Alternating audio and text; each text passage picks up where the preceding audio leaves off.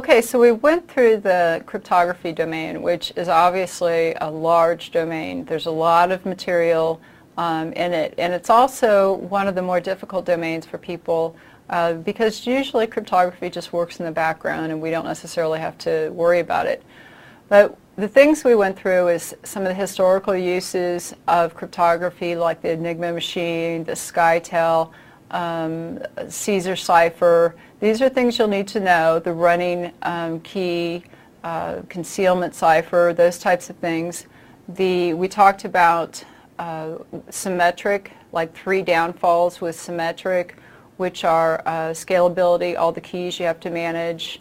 It only provides confidentiality, and that out of band, we have to get that symmetric key securely to the other end. So those are 3 issues with symmetric cryptography you'll need to know about.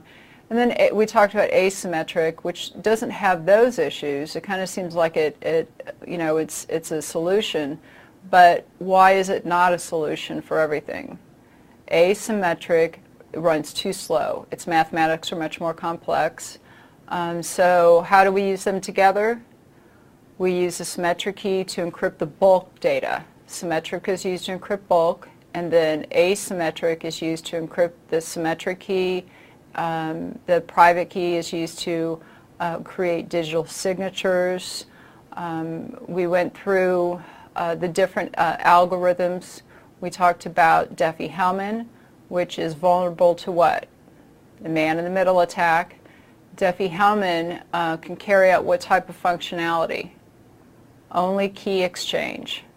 But the RSA and the El-Gamal, they could provide key exchange, encryption, and digital signatures. We went through a PKI, the whole infrastructure. You'll need to know what a RA does, what a CA does, what a revocation list is. Cross-certification, we talked about that.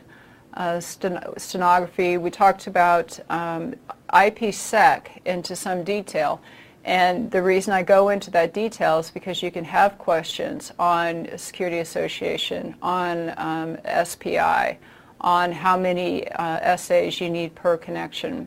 So we went through a lot of detailed information on IPsec, and then we covered some common attacks that could take place. So there's no fluff in any of these domains. There's a lot of information, but there's no fluff. And I go to the level that I think is necessary for what you need to know for the exam.